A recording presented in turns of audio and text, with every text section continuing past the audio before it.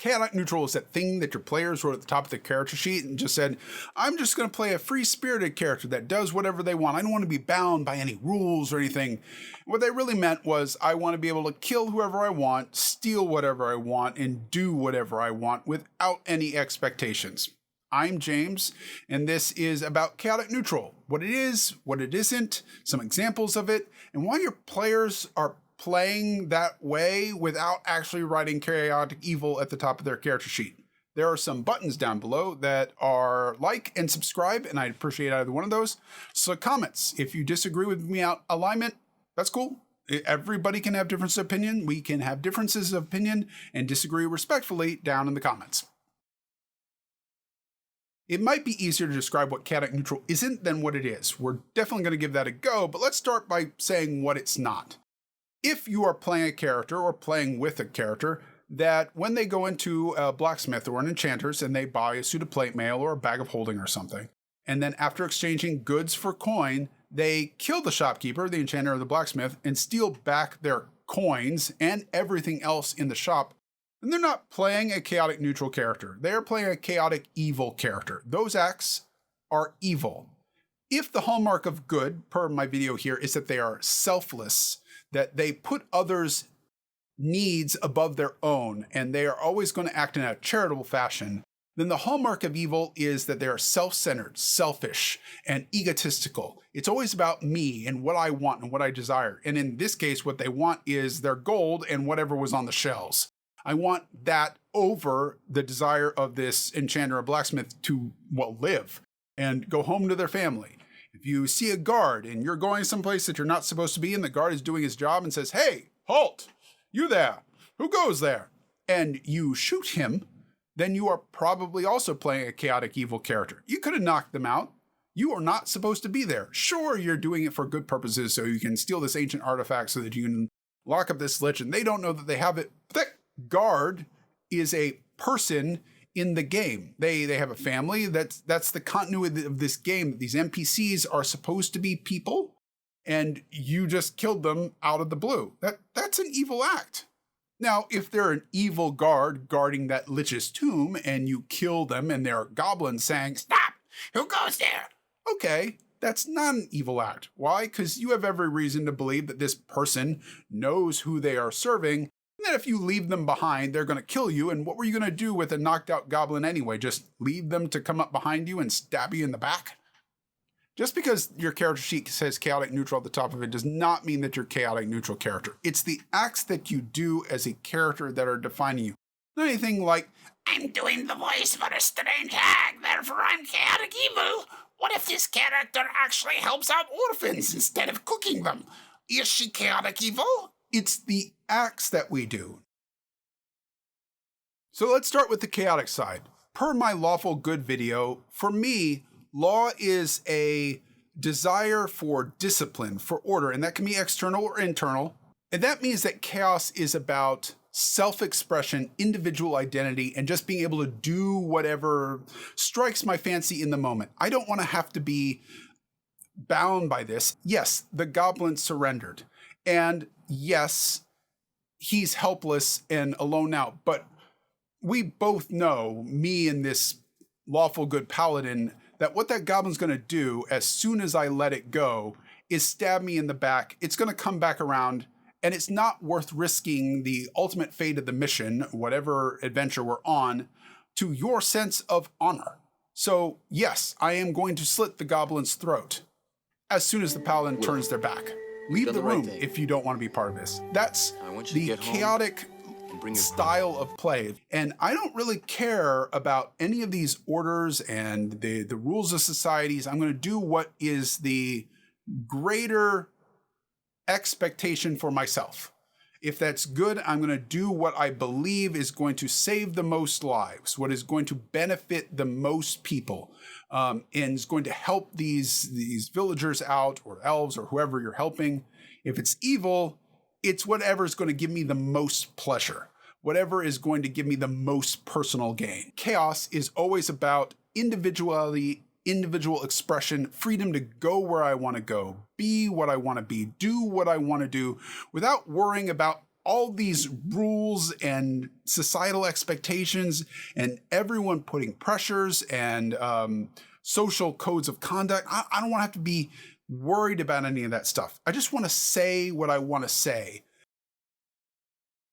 So if we can set that aside and say that chaos is a desire for individual freedom, to be able to go and do and be whatever I want to be without expectations from myself or from society, what's it mean to be neutral in a world of good and evil? If good is selfless, charitable, and self-sacrificing, and evil is egocentric, selfish, and self-serving, then neutral actually has a lot of territory in there. And that's part of its problem, is there's a lot of ways to get to neutrality. For me, the middle of this thing, this sliding scale of neutral, is apathy. Not really caring about it one way or the other. I don't want to help people. I don't want to hurt people. Let's imagine that 3 characters cross the path of an urchin in the street. The urchin is begging for alms, and the lawful good character, of course, at least gives the alms. Maybe helps the character more than that, but they at least try to help them, give them some food, make sure they're taken care of. The evil character is cruel, probably kicks the character and steals whatever alms they've managed to get, because that cruelty somehow delights them. Being able to show mastery, dominance over the weak is something that is a hallmark of evil. The neutral character walks by. I don't dislike the homeless kid. I don't dislike this urchin. It's just not my fault that they're homeless. I didn't do this. Why am I responsible for it? So I'm just going to go pass on by. Now, in this situation, let's imagine that that urchin has information that we need for adventure. The lawful good character would try to make sure they're taken care of and say, look, let me help you get off the streets. Something dangerous going on. If you have any information, please tell us. They'd use their diplomacy check to try to say, look, I'm trying to help everyone out here. The evil character would try to intimidate them or beat the information out of them. The neutral character might go, okay, look, now I am going to help you because I will get something out of it too. There is an exchange here. I am doing good for you. You're going to do good for me and give the information that I need. They don't do it out of the kindness of their hearts. They do it because there's an exchange now and everything is even. The neutral character can help people. They can go, look, I'm helping them. Yes, I get something out of it too, but that's fair. Why shouldn't I get something out of it? It's balanced. Where's the harm if I get something out of it and you got something out of it? I helped you. That allows for that kind of balance sense. Remember, these alignments aren't meant to be strict. A lawful good character could do a chaotic evil act in the moment. It's just over the course of this character's adventures, these should average out and say, on the whole, we can generally rely on the chaotic good or lawful good character to act in a selfless manner, and they're going to try to help people. On the whole, we can expect that the chaotic evil or the lawful evil character is going to try to gain something out of it, whether that's material or just pleasure of being cruel. And we can expect the neutral character is going to try to get a little bit of something out of it, even if they do help someone. A greedy character that always wants to make sure that they're getting paid for something, that's a perfect example of a neutral character. So a chaotic neutral character then is a character that wants their own freedom. They don't want to have to help or hurt anyone. Why do I have to be responsible for you? Why don't you just take care of you and I will take care of me? And I want to go and be free to go and experience things. I want to go where I want to go, be what I want to be, do what I want to do. I want to travel. I want to see the world. I don't want to be beholden to anyone. They probably have a lot of trouble with settling down and calling any one place home. These kind of characters might feel a lot of wanderlust. They might want personal glory and fame. Lots of bards would be chaotic neutral because I don't really necessarily help or hurt. I just show up and I like it when I get attention and desire, but I don't want to hurt people. I bring them joy. I bring them entertainment. I'm not actually causing any pain. What's the problem? Chaotic neutral characters are not often done really well in fiction because it's a hard one to do.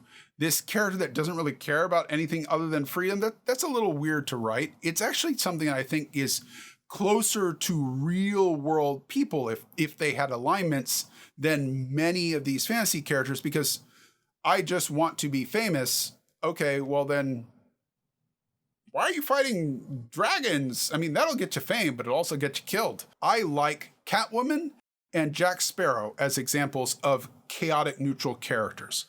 In Jack Sparrow's case, yes, he is a pirate and he goes out and he steals and he does whatever he's doing.